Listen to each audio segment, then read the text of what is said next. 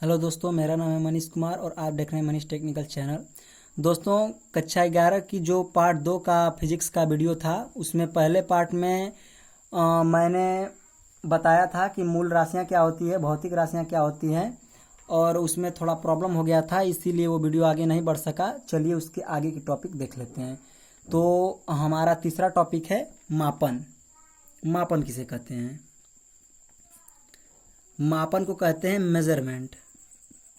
Measurement, मापन को हम इंग्लिश में मेजरमेंट कहते हैं। तो मापन किसे कहते हैं? मापन के लिए मैं आप लोगों को बता दूं, मापन की परिभाषा होती है कि किसी निश्चित राशि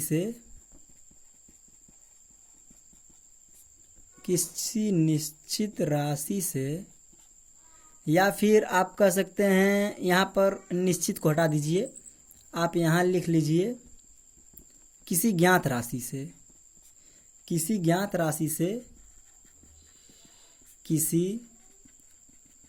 अज्ञात राशि की तुलना करना। यानी कि जब हम किसी ज्ञात राशि से अज्ञात राशि की तुलना करते हैं तो वही प्रक्रिया मापन कहलाती है। अब कैसे? उदाहरण में समझिए। मान लीजिए कि हम दुकान गए और वहाँ पर जाकर हमने कहा कि भैया 1 किलो चीनी देना। 1 किलो चीनी। तो वो क्या करता है, वो पहले तराजू में, कुछ इस तरह से होते हैं तराजू, यहाँ मतलब बनाने नहीं आ रहा है, लेकिन फिर भी जानते ही हैं आप लोग मेरी कला कितनी अच्छी है। और ये कुछ मतलब ऐसे ही तराजू होता है। रुकिए, अच्छा से बना दे रहे हैं।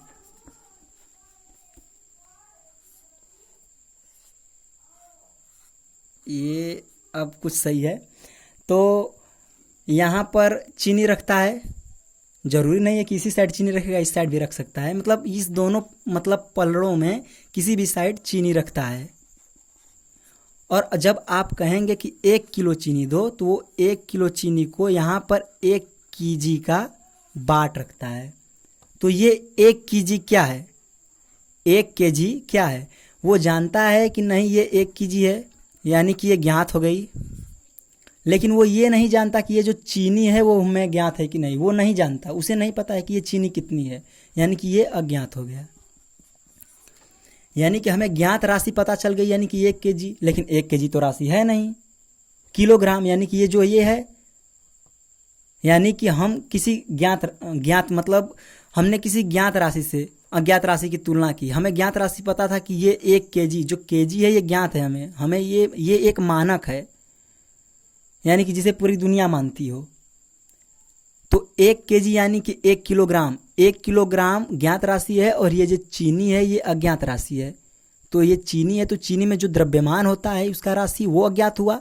तो जब हम किसी ज्ञात राशि से, यानी 1 किलो हमें ज्ञात है और किसी अज्ञात राशि यानी कि चीनी कितना है हमें नहीं पता है, जब इन दोनों का कंपैरिजन करते हैं तो जो हमें प्राप्त होता है वही क्रिया मापन कहलाती है, मतलब वही प्रक्रिया मापन कहलाती है। प्राप्त तो हमें वही होगा ना, 1 किलोग्राम, तो वही प्रक्रिया हमें मापन कहलाती है।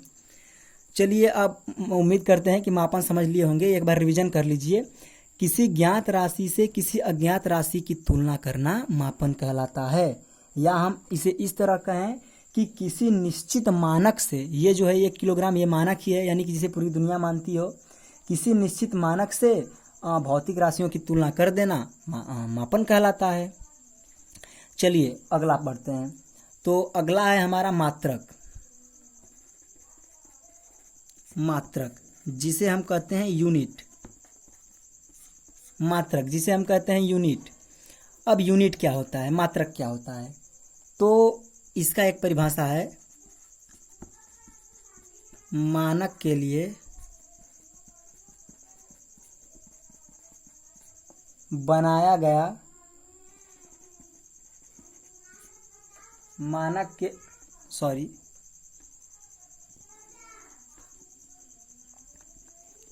थोड़ा गड़बड़ हो गई दोस्तों। मापन के लिए बनाया गया मात्रक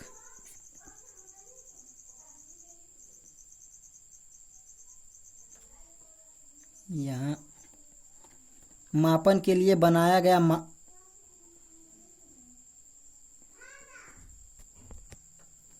तो दोस्तों मापन के लिए बनाया गया मानक मात्रक कहलाता है। मापन के लिए यानी कि हमने यहाँ पर इन चीज़ों का मापन किया था ज्ञात राशि से अज्ञात राशि की, और उनके लिए जो मानक बनाया गया है, जो ये जो 1 केजी है, 1 केजी का जो बाट था वो मानक था हमारा। तो मापन के लिए हमने 1 किलोग्राम का बाट बनाया, तो यही चीज़ मात्रक कहलाएगी। ये जो किलोग्राम है यही चीज़ मात्रक कहलाएगी। यही कह रहा है कि मापन के लिए बनाया गया मात्रक मापन के लिए बनाया गया मानक मात्रक कहलाता है। एक बार फिर से रिवीजन कर लीजिए। मात्रक यानी यूनिट, यूनिट की परिभाषा मापन के लिए बनाया गया मानक मात्रक कहलाता है। तो उम्मीद करते हैं कि समझ में आ गया होगा। अब चलिए बढ़ते हैं अपने नेक्स्ट टॉपिक की ओर। उससे पहले दोस्तों आप समझ लीजिए कि मानक को स्मॉल यू से प्रदर्शित किया जाता है।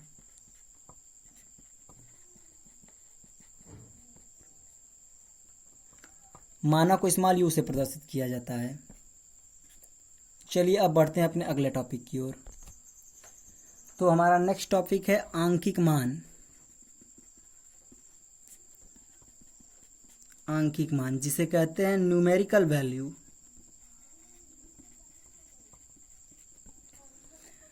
अब न्यूमेरिकल वैल्यू क्या होती है, आंकिक मान क्या होता है, तो इसकी परिभाषा है, लिख लीजिए कि किसी भी भौतिक राशि को मापने पर जो संख्याएं प्राप्त होती है वही आंकिक मान कहलाता है। किसी भी भौतिक राशि यानी कि मान लीजिए हमने कोई भौतिक राशि ले ली। भौतिक राशि मान लीजिए कि हमने किसी भी चीज़ का द्रव्यमान मापा। द्रव्यमान मान लीजिए चावल का द्रव्यमान मापा। हमने चावल का द्रव्यमान मापा और हमें उत्तर प्राप्त हुआ 3 किलोग्राम। तो हमें जो ये 3 हमें जो वैल्यू मिली 3 किलोग्राम, तो ये जो 3 है यही न्यूमेरिकल वैल्यू है, यही आंकिक मान है।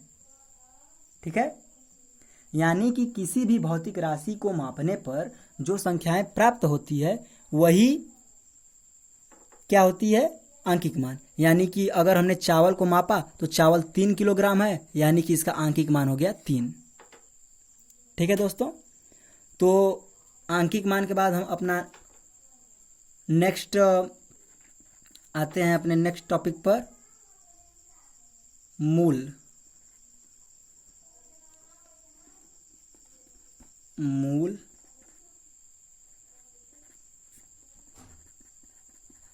मात्रक के दोस्तों, मूल मात्रक जिसे कहते हैं फंडामेंटल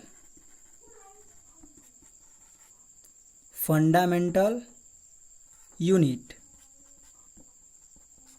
अब मूल मात्रक किसे कहते हैं, तो एक बात इसमें याद रख लीजिएगा कि जो आंकिक मान है इसे हम स्मॉल n से प्रदर्शित करते हैं। स्मॉल n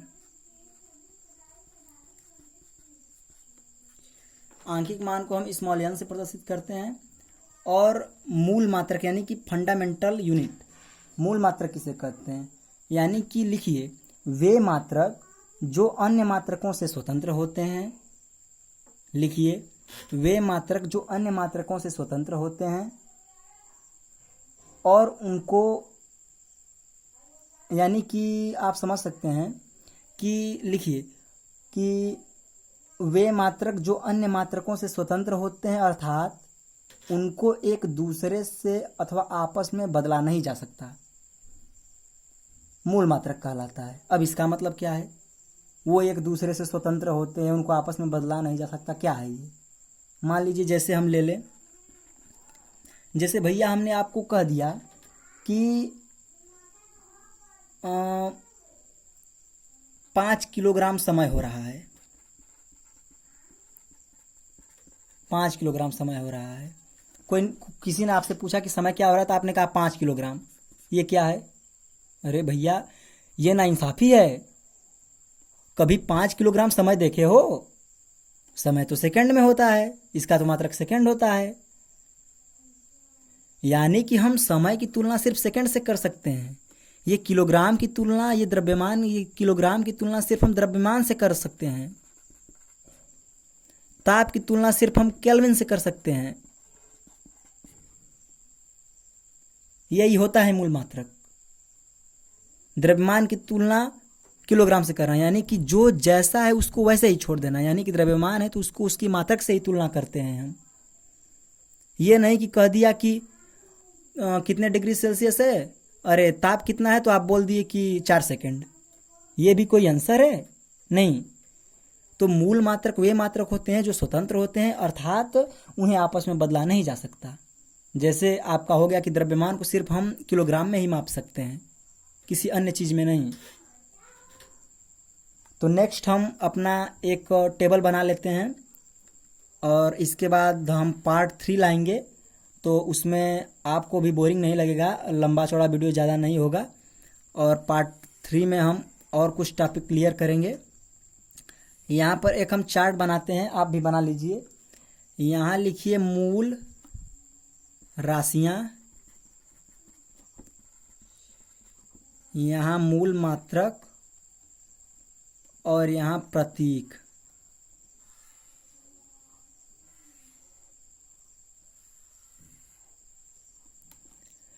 तो मूल राशियां में हमने आपको मूल राशियों को बताया था याद करने की ट्रिक, लद्र सता विज्जोग।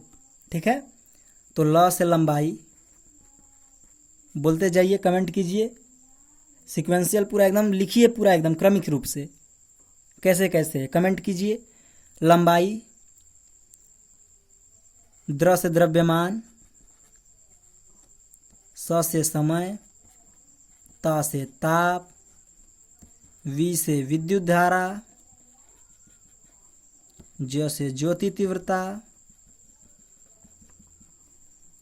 फिर पदार्थ की मात्रा। तो लंबाई का मात्रक क्या होगा? मीटर। लंबाई को मीटर में मापेंगे, द्रव्यमान को किलोग्राम में,